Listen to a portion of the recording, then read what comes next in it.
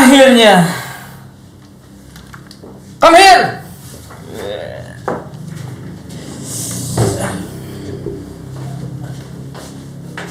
Akhirnya.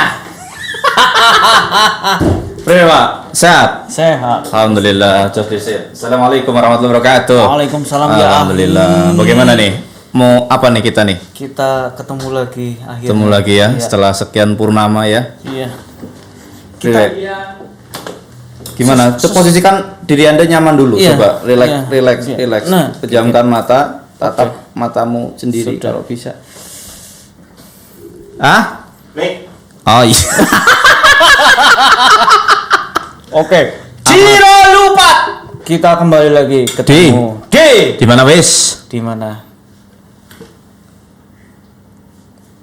Geger ke apa? Geger itu singkatan dari gendu rasa apa? Rasa jeruk, rasa bebay. Pokoknya anak. Untuk geger kali ini atau mungkin ini berarti episode perdana apa Pak? Perdana, wah akhirnya kita punya program. Alhamdulillah, program kita Pak Rika. Dengan melibatkan berbagai sponsor. Iya, sponsor. Iya. Oke, sponsornya sih. Oke, Payu deh ya. Alhamdulillah, luar biasa sekali. Jadi kita bergeger ya, karena kita nanti akan membahas hal-hal yang menggegerkan ya, yang terjadi di muka bumi inilah ya, dan di Indonesia terutama Pak. Oke lah. Terjadi. Oke, lah. Kepriwe? kita mulai. Kapan? Ngemben. Kepriwe kira-kira? Cukup? Kita pergi lagi. Oke. Nu dikongkon sih kan. Intinya itu ya, kita di acara yang baru dan ini episode terbaru dengan nama Geger gendu rasa. Untuk gendu rasa, tapi intinya banyak sekali nanti manfaat yang akan kalian dapat ketika melihat nonton dewek nang kene lah iki. Orang mau wak-wak efek tok intinya iku lah ya. Oke? Siap, Ciro lupa. Jos.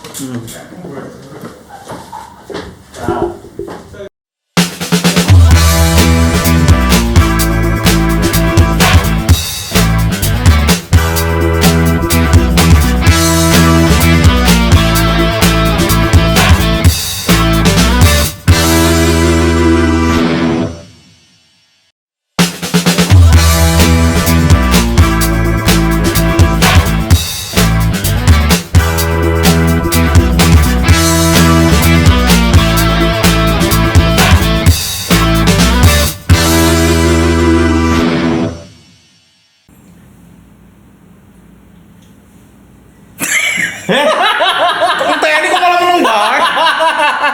Kita sudah nongol ini. Kembali bersama Sudah dan on bersama. itu. Oke. Iya, kita Kita sih sudah perkenalan apa Purung? Ya belum. Belum. Oke. Perkenalkan dulu, nama saya Monye. Tanpa teh. Bersama rekan saya yang tidak asing mungkin di wilayah Purwokerto. Oke. Pokoknya sing nyekel lah ya. Siap. Nyekel ngono ngarep parkiran. Ya, saya ide banget. Ide banget. Monye aja. Oke, tentunya di berarti anggap ini episode perdana atau pertama kita ya. Di Geger ya, mau geger gendu rasa. Untuk episode pertama kita akan ngobrol-ngobrol. Iya, ngobrol-ngobrol. Tentunya dengan mengundang bintang tamu. Iya. Ya. Biar lebih asik kan kalau kita kan ngobrol tiap hari. Ngobrol tiap hari. Ya, nah, ngobrolnya bakal lebih bermanfaat lagi lah intinya. Dek kan ngobrolnya kadang-kadang ono apa ya, ngalor ngidul. Bagaimana kita persilakan saja. Oke, silakan untuk episode perdana ini. Kira-kira siapa yang akan tampil? Silakan. Ciro lupa. Assalamualaikum. Waalaikumsalam warahmatullahi wabarakatuh. Ini ahli surga. Ahli kubur minal muslimin wal muslimah. Assalamualaikum. Assalamualaikum. Waalaikumsalam Gus. warahmatullahi wabarakatuh. Kali Gus niki. Monggo. Kita manggilnya Gus ya. Gus, yo Oh, iya. Gus, niki yo pada baik Gus. Iya. Gugus depan. Oke. Gimana Apa nih? kabar Gus? Alhamdulillah sehat Sehat, walafiat. ya. Mas Monye dan Mas Ideh sehat semua ya. Alhamdulillah, Gus. Alhamdulillah. Alhamdulillah. Adem Saya ya kita ya. adem. Biasanya kita panas ya. Kene Karena pakai AC. Guse memang apa ya maksudnya auranya cerah loh maksudnya. Iya. Nang madep ngene kan waduh Legedes. petang aja gila ya. Iya. Ki aja mung intine niki bukan gas tok nih Gus sinten Oh, iya. gitu loh maksudnya lo. Mungkin kita anu aja. Oh nggih. Monggo Mengenalkan- perkenalan dulu monggo Gus. Masa nggak kenal saya sih? Asik. Kita salah.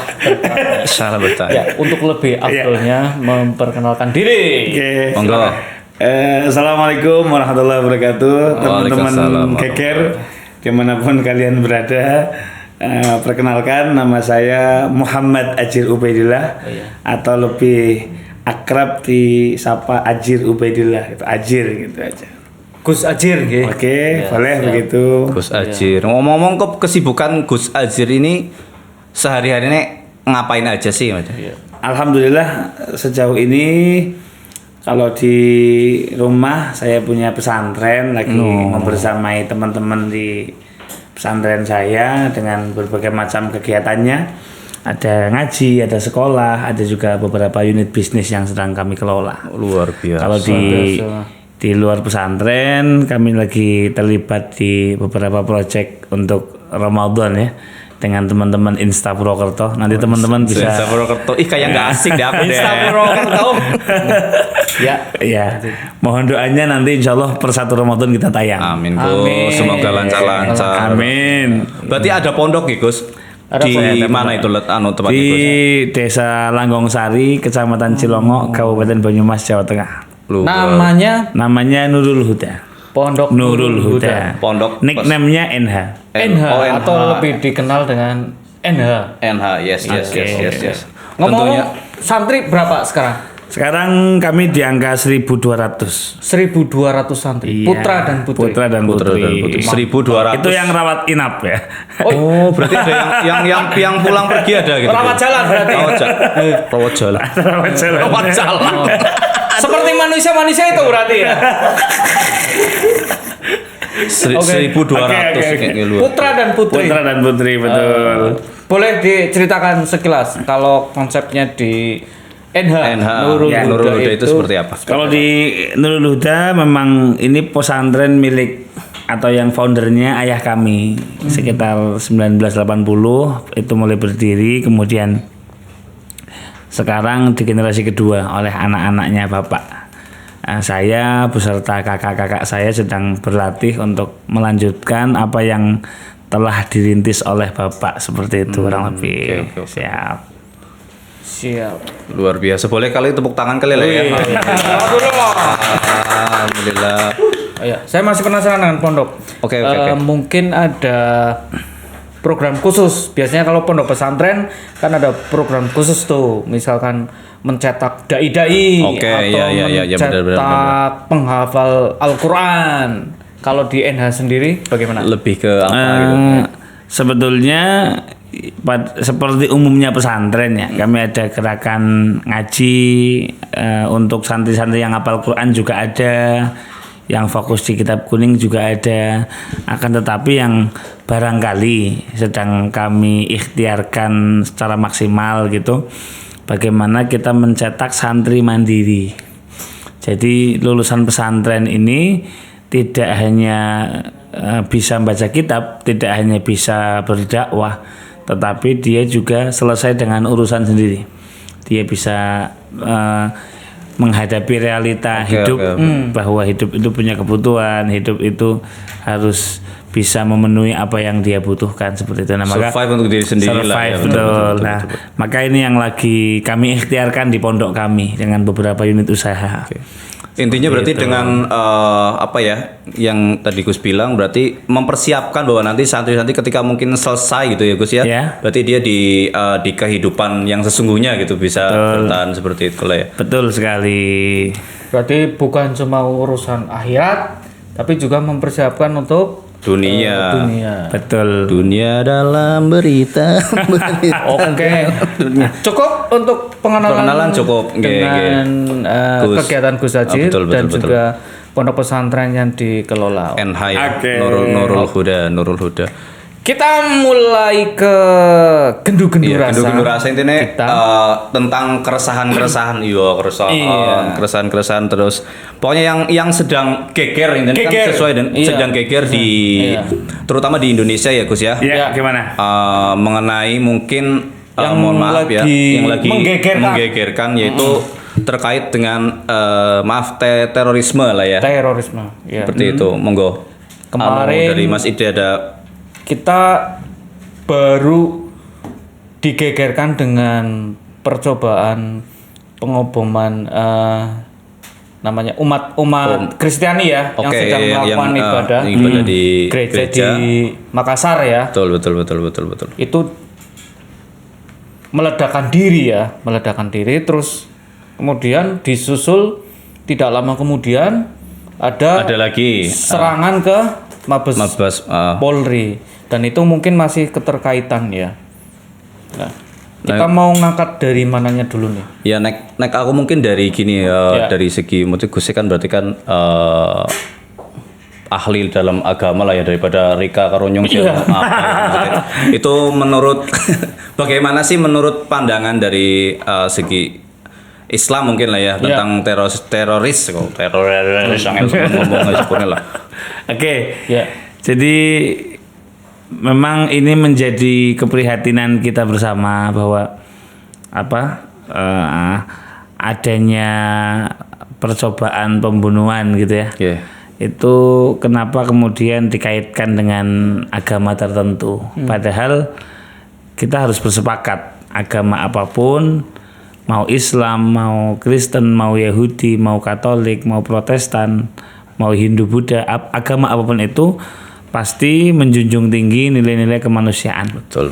Apalagi dalam Islam kita mengenal maqasidus syar' atau tujuan-tujuan ditegakkannya syariat. Itu yang pertama adalah hifdzun nafas atau menjaga keberlangsungan hidup gitu. Maka Islam sangat memperhatikan setiap nyawa yang hidup, baik itu manusia ataupun hewan. Itu Islam sangat memperhatikan. Maka dalam ajaran-ajaran Islam misal kita dilarang oleh Nabi kencing di lubang. Kalau orang Jawa ngomongnya rong gitu. Kita dilarang oleh Nabi kencing di lubang itu. Kenapa? Khawatirnya di dalam ada semut lagi rapat ini. Mulanya nguyuh sembarangan. Kalau pipis dodok. Iya betul. Artinya terhadap kehidupan makhluk-makhluk kecil saja Nabi memperhatikan. Gitu. Ini bukan manusia ini hewan gitu. Nah, karena Nabi mengingatkan kita kalau yang di dalam ini semut, kasihan semutnya. Kalau yang di dalam ini ular, dipatok. Ular bertemu ular. Nah, makanya salah kaprah kalau kemudian ada percobaan pembunuhan ataupun baik itu bunuh diri ataupun membunuh orang lain kemudian dikaitkan dengan agama tertentu, terlebih Islam gitu, yang memang konsepnya sangat sempurna dalam melindungi kehidupan seperti itu. Selembut itu Nabi mencontohkan ya. Nah, itu sampai ke hal yang paling prinsip gitu. Ya. Oke.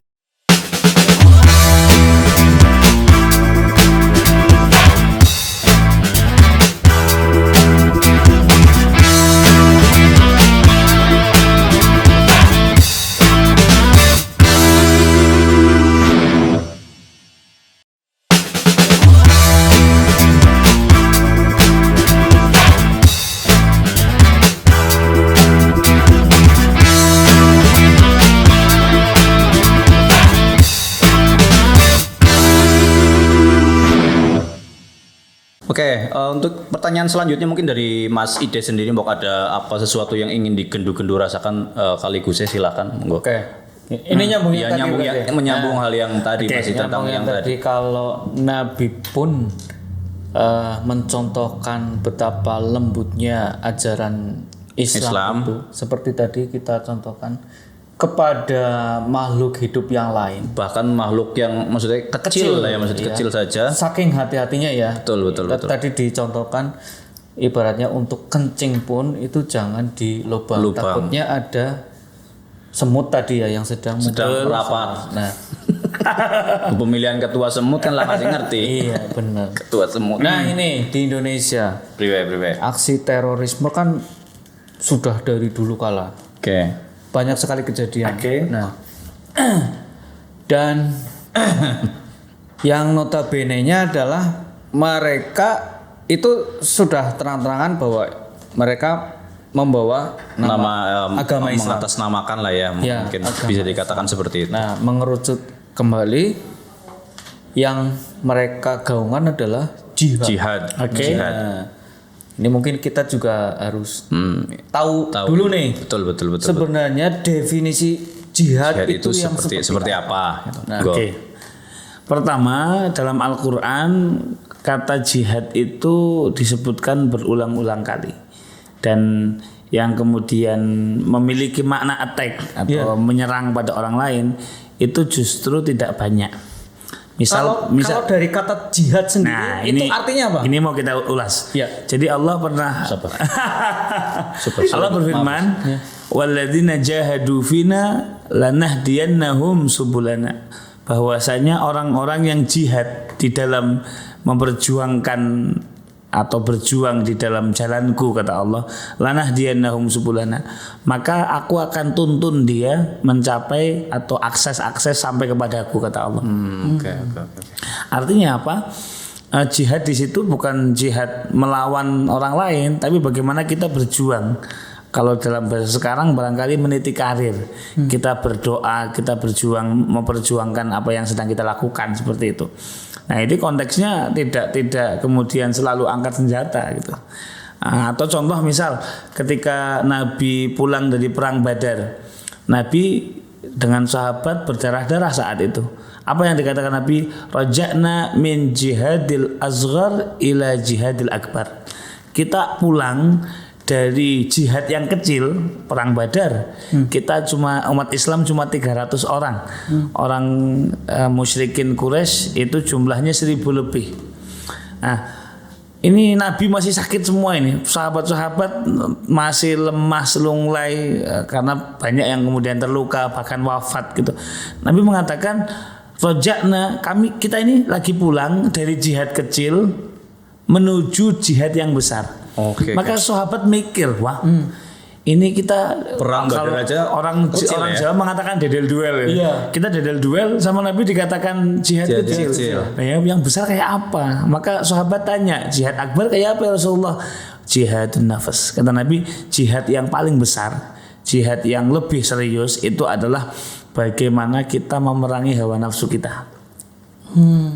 Artinya konteks jihad ini, mohon maaf, harus kita luruskan sudut pandangnya gitu.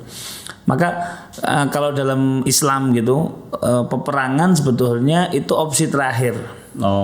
Peperangan, jihad dalam makna perang ya. Jihad dalam makna perang itu makna opsi terakhir untuk sebuah perjuangan. Maka Nabi pernah bersabda, la tatamannau liqa al adu fas'alullah ta'ala al afiyah. Pasti nggak tahu artinya kan? Ya, Saya artikan. Saya tahu artinya. Itu bahasa Arab. Mulanya kayak semen keton pinter baik ya. Monggo Gus artinya Gus. La tatamannau liqa al adu. Kalian jangan pernah berharap untuk ketemu dengan keributan. Kalian jangan pernah berharap untuk diserang oleh musuh. Was'alullah ta'ala al-afiyah. Mintalah kepada Allah agar selalu diberi keselamatan, diberi kedamaian, tidak ada konflik. Tapi wa idza laqitumuhum, kalau terpaksa kalian diserang, kalau terpaksa kita harus berhadapan, maka fasbiru. Kita harus bersabar. Gimana bersabarnya? Bukan berarti ngalah, kita membiarkan diri kita diserang, bukan. Kita harus memproteksi diri kita. Kita tidak mau tuh negara kita dicapik-capik oleh negara lain gitu kan. Keluarga kita dirusak oleh orang lain, kita nggak mau. Betul. Maka kita harus bersabar dengan cara apa? Memproteksi, defend. Event. Oke. Fa innal jannata tahta dhilali suyuf. Karena sungguh surga itu berada di bawah bayang-bayang pedang. Nah, sayangnya hadis ini kadang-kadang dipotong. Jadi seolah-olah reduksi. Iya, yang depan tadi nggak dibaca. Iya. Nah, maka yang harus kita luruskan persepsi tentang jihad, persepsi tentang perang gitu ya. Iya. Bahkan dalam perang Badar misalnya, itu konteksnya Nabi benar-benar defend. Nabi benar-benar lagi mempertahankan diri. Bagaimana Nabi di Mekah diganggu terus, dianiaya terus, akhirnya Nabi hijrah ke Madinah. Di Madinah masih diganggu juga. Hartanya Nabi, hartanya sahabat-sahabat masih diricuki sama orang-orang Mekah. Maka tidak ada opsi lain kecuali jihad dengan perang Badar itu. Itu pun nunggu isyarah Rabbaniyah, menunggu izin dari Allah Ta'ala. Itu pun ketika mau berangkat perang, Nabi masih berpesan, jangan kalian merusak tanaman, jangan kalian membunuh orang tua renta, jangan kalian membunuh anak kecil dan wanita-wanita, jangan kalian membunuh rohib atau ahli ibadah, tokoh agama yang mereka berlindung. Jadi perang dalam Islam itu nggak barbar, nggak kayak yang kita lihat hari ini di kisah-kisah di film-film gitu. Perang Islam itu sangat penuh dengan adab istilahnya. Nah, kembali bahwa jihad dalam makna perang itu adalah opsi terakhir. Kalau memang diplomasi, kalau memang pendekatan-pendekatan lain tidak memungkinkan dan kita diserang gitu, maka disitulah baru kita diperbolehkan untuk mengangkat senjata. Oke. Orang-orang sih tidak segampang itu lah ya, Bapak mengatasnamakan jihad atau mengatasnamakan jihad seperti itu Gus ya, Betul sekali. Dan mungkin yang maksudnya kayak sahabat-sahabat yang maksudnya sahabat-sahabat Kanjeng Nabi dulu kan insya Allah matinya syahid ya Gus. Syahid, ya. betul. Nah mungkin yang sekarang mungkin saya pikir teroris itu mungkin matinya bukan syahid Gus, tapi lebih ke sangit mungkin. Iya, karena kosong. Kosongnya. Mereka akor melu-melu. Aduh. Nanti banyak komen ini. Ya orang bola-bola. Iya. Berarti dengan kata lain pada jihadnya zaman Rasul dan para sahabat. Oke. Karena itu kan dalam rangka syiar ya, Mempertahankan diri dan musuhnya itu memang non Muslim, Memang orang kafir. memang orang kafir. Betul. Nah, Ya Muslim ya. iya. Ya non-muslim itu juga masih maksudnya masih menghargai maksudnya kayak yang tua-tua jangan diapa-apain anak kecil bla bla bla bla orang sing sekabeh cedung mati kabeh kan kayak gitu loh. Dan emosi kayaknya kayak. Iya. Berarti sama juga di Indonesia ya berarti hanya. Oke. Dulu pada saat negara kita dijajah, terutama kita sebagai keturunan umat Islam ini, pada saat dijajah kan kita ngalamin Belanda, Jepang, betul. Ya. Itulah jihad. Nah, iya berarti Itulah jihad. konteksnya hampir seperti tadi yang dikisahkan oleh para sahabat dan Ya, Nabi. di zaman Nabi SAW betul sekali. Maka kita mendengar dalam sejarah Islam Nusantara misalnya, kita mendengar ada istilah resolusi jihad. Iya. Karena memang saat itu Kiai Hasyim Asy'ari ya, foundernya Nahdlatul Ulama, beliau mengatakan jihad mempertahankan negara itu wajib hukumnya. Karena memang saat itu kita konteksnya diserang. Betul sekali.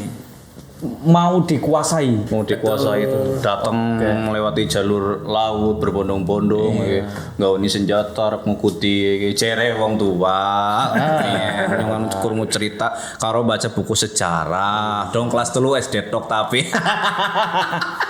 mulanya kita masih benar-benar awam lah ya maksudnya tentang hal seperti itu, makanya sangat bermanfaat alhamdulillah sekali maksudnya dengan adanya Guse kita menjadi lebih ini lagi paham lagi. betul. Itu tadi pengertian jihad Tentang jihad.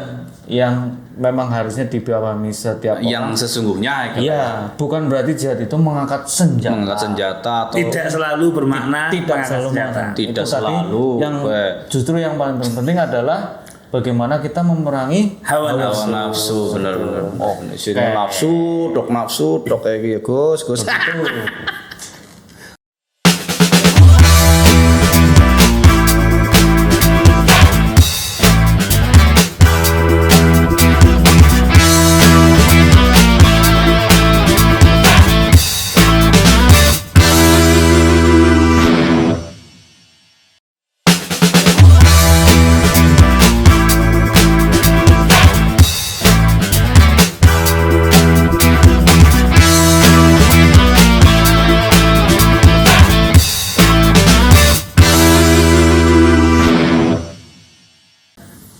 Oke.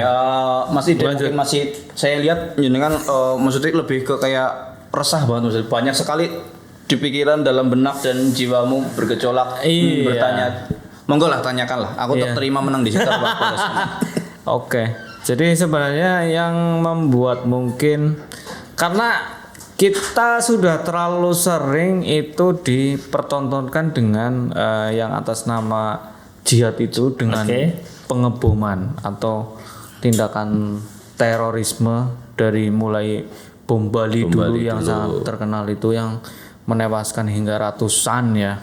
Hotel Maria terus ya dulu ya terus. Kalau yang sepengetahuan kita itu kan mereka itu yang mengatasnamakan berjuang atas nama Islam. Dan korbannya itu non Islam. Kalau di Bali kan otomatis bule-bule itu ya. Bule-bule itu kalau kita pikir ya mungkin mereka sedang pesta apa gitu ya. Tapi posisi mereka sebenarnya kan kalau dalam konteks yang real itu entah itu dalam rangka memerangi kita secara halus ataupun apa sebagainya dan menurut para pelaku pengeboman itu sebagai sebuah musuh. Nah, apakah itu bisa dibenarkan sebagai tindakan jihad? Oke. Begini, saya akan membawakan satu statement bagaimana Nabi Muhammad SAW beliau pernah diceritakan oleh para sahabat ma'aba Rasulullah SAW ta'aman qat. Nabi itu terhadap makanan saja beliau tidak pernah mencela. Maksudnya apapun rasanya? Ya, artinya terhadap makanan saja beliau tidak pernah mencaci maki. Idza istaha akalah. Wa idza lam yashtahi taraka. Kalau kemudian Nabi kerso, Nabi senang makanannya, beliau dahar. Kalau tidak senang, kalau tidak selera gitu, beliau no comment. Kalau kita kan masih gerundel, ngedumel ya. Kasinan kayak lah, segarnya kurang. Nah, meaning yang paling mendasar adalah bahkan makanan itu selamat dari caci makinya Nabi. Makanan saja nggak pernah disakiti oleh Nabi gitu. Nah, apalagi sesama manusia, apalagi yang seagama, apalagi yang sebangsa dan setanah air. Nah, betul. Maka ini yang harus kita asah terus dalam nurani kita ya. Bagaimana kita itu al-insan itu unus, penuh dengan keakraban, penuh dengan kasih sayang. Maka kita dinamakan sebagai insan. Nah, soal orang-orang yang dikesankan sebagai musuh gitu ya. Kita sering salah persepsi tentang, misal dalam bahasa syariat kita mengenal ada istilah kafir gitu ya. Mungkin di Indonesia lebih nyaman dengan sebutan non muslim. Betul. Kita nggak mau berdebat soal itulah ya. Tetapi artinya kita harus tahu bahwa orang-orang yang belum seagama dengan kita, saya lebih senang mengatakan belum seagama, karena kita punya tugas untuk berdakwah. Nah, maka perlu diketahui bahwasannya orang yang tidak seagama dengan kita, dalam bahasa Quran disebut kafir gitu ya. Itu ada dua macam. Ada kafir yang kemudian namanya harbi. Kafir harbi ini adalah mereka yang menyerang kita. Mereka yang meneror kita, mengancam kita, mau menjajah kita. Kalau dalam konteks keindonesiaan barangkali dulu penjajah mungkin ya. Penjajah. Kompeni. Nah, itu kafir harbi. Nah, dalam keadaan seperti itu kita harus bangkit melawan. Seperti para pejuang-pejuang dulu, itu betul sekali. Memang kita harus angkat senjata. Sekali lagi konteksnya defend, konteksnya adalah melindungi diri. Nah, ada yang kedua namanya kafir mu'ahad atau kafir zimmi istilahnya. Mereka yang sudah bersepakat dengan kita untuk hidup bersebelahan, untuk berdamai satu sama lain. Maka Allah sendiri dalam Al-Quran misal berfirman kepada kita, ya ayyuhalladzina amanu aufu bil uhud. Jadi wahai orang-orang yang beriman, penuhilah apa yang sudah menjadi komitmen di antara kalian. Barangkali kalau konteksnya keindonesiaan, kita dulu pernah berikrar bahwa kita bertanah air satu, berbahasa satu. Bhinneka Tunggal Ika. Kita itu satu Indonesia seperti itu. Nah, maka ini harus menjadi komitmen kita sebagai sebuah bangsa, dan kita bagian dari bangsa. Kita muslimin di Indonesia barangkali bagian dari bangsa yang harus paling bertanggung jawab untuk memegang janji ini. Kenapa? Kita mayoritas loh. Iya. Karena kita mayoritas, maka kitalah yang seharusnya paling bertanggung jawab. Indonesia mau maju, mau mundur, kita yang bertanggung jawab. Kenapa? Kita mayoritas. Nah, maka terhadap kafir, terhadap non-muslim yang semacam ini, Nabi berpesan kepada kita dengan sangat tegas. Misal dalam hadis, man adzali dhimmiyan fa ana khasmuh. Barang siapa yang mengganggu orang dhimmi. Orang dhimmi itu kafir yang tidak memusuhi kita kan. Oke. Kita punya tetangga, kita punya teman yang kemudian belum Islam gitu. Kalau sampai ada yang mengganggunya, padahal dia nggak ganggu kita, padahal dia baik-baik saja sama kita, maka fa ana khasmuh. Kata Nabi, aku akan jadi musuhnya. Wah, ngeri apa orang? Sampai dicontohkan seperti itu. Jadi mungkin penerapan di Indonesia adalah toleransi itu ya. Betul sekali. Nah, lebih jauh lagi, Nabi pernah mengancam orang-orang yang membunuh orang kafir. Yang mereka nggak menyakiti kita gitu. Ya. Man qatala mu'ahadan lam yashum raihatal jannah au kama qala. Jadi barang siapa yang membunuh, memerangi orang-orang yang belum Islam, padahal mereka sudah berkomitmen untuk hidup bersebelahan, untuk hidup bertetangga begitu, maka orang tersebut yang melakukan pembunuhan itu tidak akan mencium aroma surga. Jadi kita tuh kalau mau masuk ke dapur, kan belum masuk dapur kita udah nyium nih aroma masakannya. Jangan apa gitu misalkan. Kita mau masuk ke ruangan ini ada AC-nya, maka baru buka pintu kita udah nyium. Nah, maka surga pun seperti itu. Bahkan kata Nabi SAW, raihatul jannah, bau surga itu bisa kita rasakan dalam perjalanan 40 tahun. Jadi kita jalan kaki nih 40 tahun. Sampai mana kira-kira? Jauh banget. Jadi 40 tahun jalan kaki bisa mencium aromanya surga. Kita udah merasakan hawanya surga seperti itu. Rika umurnya pira sih, Ki? Aduh. Ya naik 30-an ya, Rika melaku patang puluh tahun ya. 70 lah. Dengkluk ngambung prok tapi. Artinya orang-orang yang semacam itu mencium saja nggak bisa, apalagi masuk. Ngambung barote yang apa maning mlebu. Aduh, kemana itu? Itu hanya memperlakukan yang non muslim dengan membunuhnya. Apalagi kalau yang dibunuh adalah saudara muslim. Itu akan lebih dahsyat lagi pastinya. Seorang ngambung orang ngeluas orang. Oke lah, langkah gambaran iki lah ya.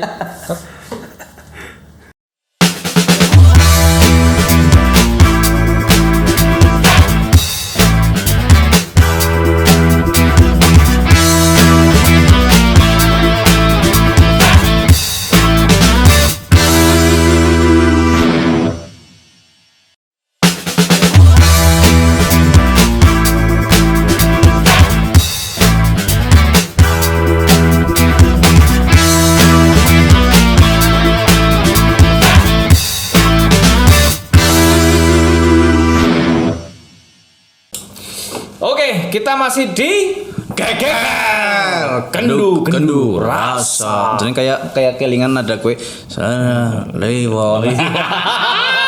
Itu segmennya siapa itu? Oke. Masih berlanjut apa nggak sih? Masih berlanjut. Oh masih. Sekarang lagi libur ya? Lagi libur. Lagi ngambek ya itu. Editornya lagi ampun. Oke, kembali lagi ke sini. Oke, Gus Acir. Tadi udah sampai yang mengenai bagaimana memperlakukan kita sebagai umat Islam memperlakukan yang non muslim lah ya. Dan terus gini Gus, apa ya, kejadian terakhir atau teroris yang baru-baru ini Makassar dan Jakarta benar. penyerangan Mabes. Masih kelalen yang saking akeh kayaknya teroris ya apa ya. Yuk. Jadi ada yang meninggalkan surat, Gus. Oke. Dan di situ dia apa ya? Kayak memperingatkan keluarganya untuk jangan mengikuti pemerintah, jangan mengikuti pemilu dan bla bla bla, atau pemerintahan yang apa ya, Mas? Tohut ya. Tohut itu apa sih, Gus? Maksudnya terus tanggapannya gimana? Begini, saya termasuk orang yang alhamdulillah semenjak kontestasi pemilu kemarin termasuk orang yang tidak mau ambil pusing dengan siapa yang kalah, siapa yang menang gitu ya. Nah, maka hasil dari apa yang telah kita pilih kemarin 2019 misal, atau sebagai sebuah konstruksi negara gitu ya, kita udah sepakat bahwa kita punya presiden, kita punya pemimpin. Maka ayo pemimpin kita ini kita dukung bersama, kita doakan bersama. Bahkan Nabi pernah mengingatkan kita, la tasubbul a'immah, kamu jangan mencaci maki pemimpin-pemimpinmu, jangan menghinakan mereka. Kenapa? Wad'u lahum bis-shalah, justru doakanlah mereka dengan kebaikan, karena fa inna bi sholahihim lakum shalah, karena dengan kebaikan mereka nanti akan berujung kebaikan kepada kita. Kalau pemimpinnya baik, pemimpinnya adil, maka yang akan merasakan kebaikannya kan rakyat-rakyatnya. Betul. Nah, tetapi memang kita harus mengakui bahwa pemimpin kita di semua tingkatan ya, RT, RW, lurah sampai ke presiden gitu, itu manusia biasa. Yang pasti punya kelebihan, punya sisi baik, tetapi tidak lepas dari kekurangan. Betul. Maka ini yang harus kita insaf, istilahnya kita harus sadar diri. Maka yang terbaik bagi kita adalah mari kita doakan, mari kita dukung yang baik-baik. Kalaupun ada yang belum baik, ayo sampaikan dengan cara yang baik. Karena ketika kita kemudian frontal, ketika kita kemudian melawan, justru yang ada malah konflik. Maka dulu ada seorang pemimpin namanya Harun ar-Rasyid, salah satu pemimpin yang dikenal adil dalam Islam gitu. Pernah diprotes oleh orang-orang yang agak ekstrim itu. Dia ngomong ke Harun ar-Rasyid dengan nada yang tinggi, dengan nada yang meledak-ledak seperti itu. Maka Harun ar-Rasyid langsung naik pitam. Wahai ya jahil kalau dalam sebuah riwayat, atau dalam riwayat lain ya ustadz, wahai orang yang bodoh gitu. Dulu Allah mengutus nabinya, yaitu Nabi Musa dan Nabi Harun. Kemudian diutus oleh Allah untuk menasihati Fir'aun. Apa kata Allah kepada Nabi Musa dan Nabi Harun? Maka firman-Nya Allah justru wakul lahu qaulan layyinan la'allahu yatadzakkaru aw yakhsha. Jadi firman-Nya Allah kepada Nabi Musa dan Nabi Harun, wahai Musa, wahai Harun, datangilah Fir'aun, tetapi ucapkanlah kepada Fir'aun qaulan layyina, dengan ucapan-ucapan yang lemah lembut. La'allahu yatadzakkaru aw yakhsha. Bisa jadi dengan ucapan yang baik itu, ucapan yang terstruktur, disampaikan dengan cara yang baik, bisa jadi Fir'aun akan sadar. Nah, artinya apa? Kita nggak sesoleh Nabi Musa. Pemimpin kita nggak sebejat Fir'aun gitu. Iya kan? Iya. Artinya dengan Nabi yang sesoleh Musa dan Harun saja, dengan pemimpin yang sebejat Fir'aun saja, mengaku Tuhan loh Fir'aun ini, itu masih waqula lahu qaulan layyinan. Berucaplah dengan Fir'aun ini dengan diplomasi yang baik. Qaulan layyinan.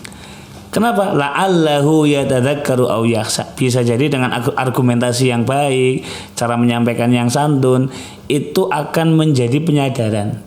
Nah, masalahnya adalah kita sama Nabi Musa soleh mana? Ya seorang nabi lah, jelas lah. Presiden kita, pemimpin kita ya, dengan Fir'aun bejat mana begitu. Bejat mana, Pak? Ya maka artinya marilah kalau kemudian ada yang kurang pas, ya saya tidak mengatakan pemimpin kita sempurna, tidak, pasti punya kekurangan, pasti punya hal-hal yang kurang pas. Itu kita sepakat barangkali.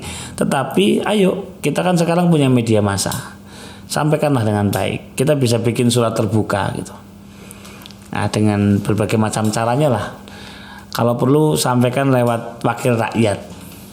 Ada banyak cara untuk menyampaikan apa yang menjadi pendapat kita seperti itu.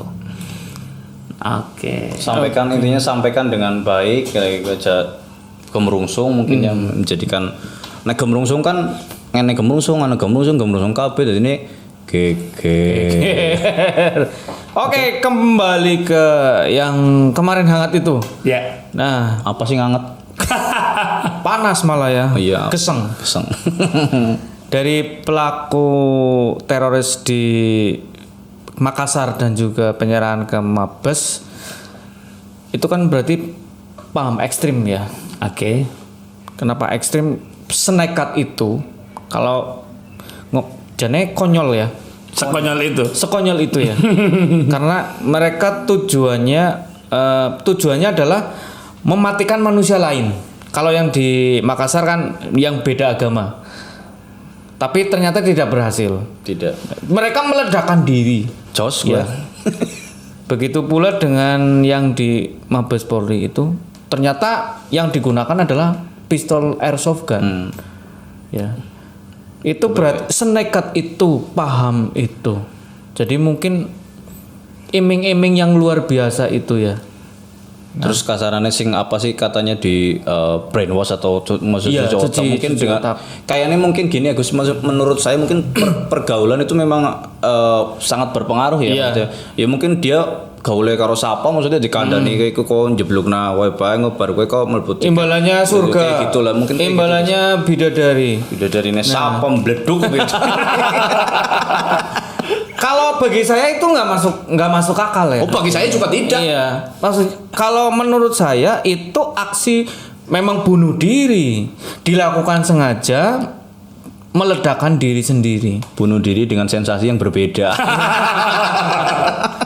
Dengan mereka meyakini bahwa pada saat itu juga nanti mereka bertemu dengan bidadari atau langsung berada di surga. Itu bagaimana, Gus?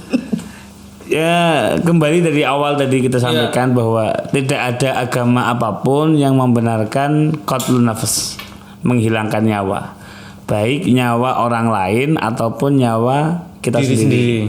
Maka para ulama sepakat bahwa membunuh diri, qatlun nafs, itu termasuk dosa besar. Membunuh diri dosa besar, membunuh diri plus membunuh orang lain dosanya besar. Gede banget. Iya. Gede dhuwur ya. Artinya apa? Ya konyol sekali kalau kemudian orang yang melakukan dosa besar kemudian berharap masuk surga. Itu gimana caranya? Nggak ketemu. Bahkan mohon maaf, kembali ke statement awal tadi bahwa kita harus sadar bahwa muslimin ini mayoritas loh di Indonesia. Betul. Maka kita yang paling bertanggung jawab untuk menentukan arah bangsa kita ke depan. Nah, kalau kemudian kita atau mereka-mereka yang kemudian mencitrakan Islam dengan ekstrim, dengan tidak mau menghadapi orang yang berbeda pendapat, bahkan membunuh gitu kan, itu tanggung jawab kita double. Tanggung jawab secara bangsa, bahwa ini pasti akan membuat citra bangsa kita juga jatuh, dan yang kedua citra agama kita juga jatuh. Ini barangkali yang harus kita renungkan bersama. Jadi kaum muslimin, ayolah berpikir jernih, ayolah bagaimana kita menjalin komunikasi yang baik. Kan Nabi mengajarkan kita untuk bagaimana tabligh. Tabligh itu komunikatif. Tabligh itu bisa bergaul dengan siapa saja. Ya. Nah, maka kalau kemudian pemahaman ini kita terapkan di kehidupan kita masing-masing, barangkali yang seperti kemarin itu ya, tentang terorisme dan sebagainya tidak akan terjadi, apalagi oleh orang Islam seperti itu. Oke.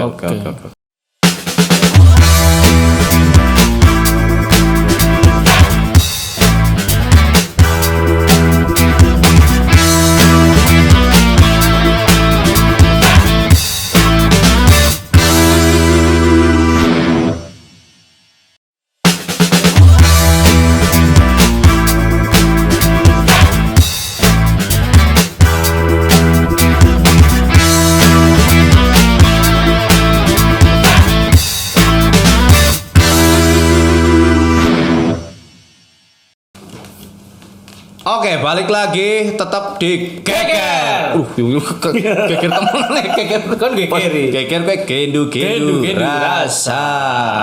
Priwe ge.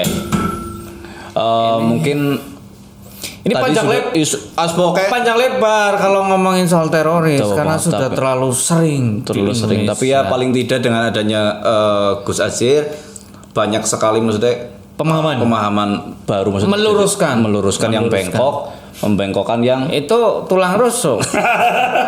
Apalagi ada sumsumnya, sedot. Panganan bae Rika. Aduh. Oke, kembali. Ya mungkin ini kan wis mendendawa mau jane ya kan. Kanda-kanda nek ngomong teroris juga kayaknya tidak akan ada habisnya sebenarnya. Menarik sekali. Cuman kan memang waktu yang terbatas gitu kayak mungkin ada dari kita penting evakuasi. Ya kayaknya menung di situ lagi penting banget kayak. Karena kita bayarannya mahal. Jelas larang dibayar dengan Bismillah. Terima kasih. Ya paling ada pesan-pesan dari Gus untuk agar kita lebih hati-hati dengan paham-paham ekstrim seperti itu.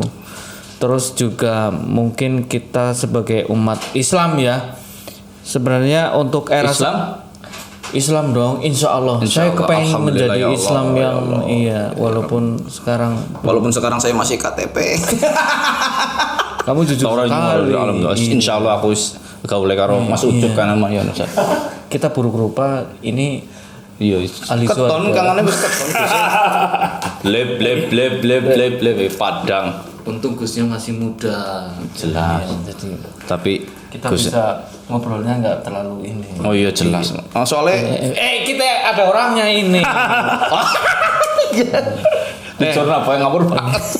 Kembali lagi. Ya. Itu tadi kita mungkin apa? Ya, gunanya mau takon pesan-pesannya. Terus juga kita sebagai umat Islam untuk di era sekarang ini mungkin yang semakin mengerikan lah ya. Ya, satu itu biar terhindar dari paham itu, terus kemudian mungkin untuk menyelesaikan di era yang sekarang semakin serba digital, era informasi yang begitu cepat, itu sebenarnya yang terpenting untuk umat Islam itu harus bagaimana? Jadi 1400 tahun lalu Nabi pernah mengingatkan kita dalam sebuah hadis yang dicantumkan oleh Al-Imam Al-Ghazali dalam kitabnya beliau Ihya Ulumuddin. Beliau pernah berpesan kepada kita, la tajlisu inda kulli alimin. Kamu itu, kata Nabi, jangan asal duduk kepada orang yang tahu ilmu. Artinya apa? Orang alim ini banyak, orang yang punya ilmu itu banyak, tetapi tidak semua menumbuhkan kebaikan. Sebagaimana air nih. Air ini kalau jatuh ke bumi kemudian ke pohon mangga, yang nyerap ini pohon mangga, maka yang keluar adalah mangga yang manis rasanya, harum baunya begitu. Tetapi kalau kemudian diserap oleh pohon ganja, ngeflag. Nah, sama dengan ilmu. Ilmu juga begitu. Ilmu itu kalau dipegang oleh orang yang baik, oleh orang yang lurus, oleh orang yang memang menghendaki kebaikan, akan menjadikan kebaikan. Tetapi kalau kemudian dipahami, dipegang oleh orang yang salah, maka outputnya juga salah gitu. Jadi bukan soal ilmunya, tapi siapa yang megang gitu. Maka Nabi pernah mengingatkan kita jangan asal duduk dengan orang alim, tetapi seleksi. Jadi kalau kita berguru, baik dalam ilmu keseharian atau apalagi ilmu agama gitu ya, yang selektif dong. Nah, di antara pesannya adalah yad'ukum minal adawati ilan nasihah. Duduklah terhadap ulama, guru yang mengajak kita awalnya adawah, penuh dengan permusuhan, penuh dengan dendam, penuh dengan benci, kepada ulama yang mengajak kita kepada an-nasihah. Nasihah itu kepedulian. Jadi ulama-ulama yang mengajak kita untuk merangkul bukan memukul. Betul. Maka ini barangkali yang paling penting untuk kita lakukan hari ini, khususnya kepada diri kita, kepada keluarga kita gitu. Yang kedua, penting juga untuk menjaga pergaulan. Jadi dalam peribahasa Arab ada idiom seperti ini, man jalasa janasa. Kita akan duduk dengan siapa, maka pola pikir kita, maka sikap kita akan seperti itu. Kalau kita duduk dengan orang yang santun, omongannya mudah bergaul, komunikasinya baik, maka outputnya, hasilnya kita akan ketularan seperti itu. Tapi kalau kemudian kita duduk dengan, mohon maaf ya, soal itu saya, komunitas yang merasa eksklusif, yang menutup diri, yang kurang menghargai perbedaan, lama-lama itu akan terserap oleh diri kita, menjadi watak kita. Maka barangkali itu yang perlu kita lakukan di hari ini. Pertama, selektif memilih guru. Yang kedua, selektif memilih teman duduk.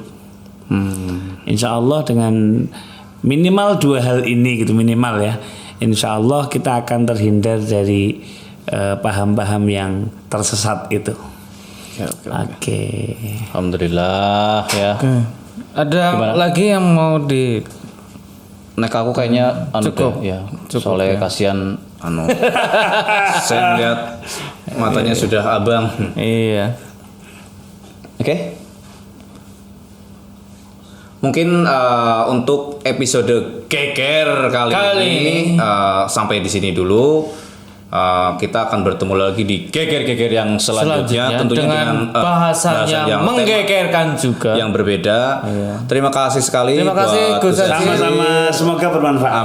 Amin. Semoga bermanfaat. Iya. Ya. Saya Monye selaku cover boy.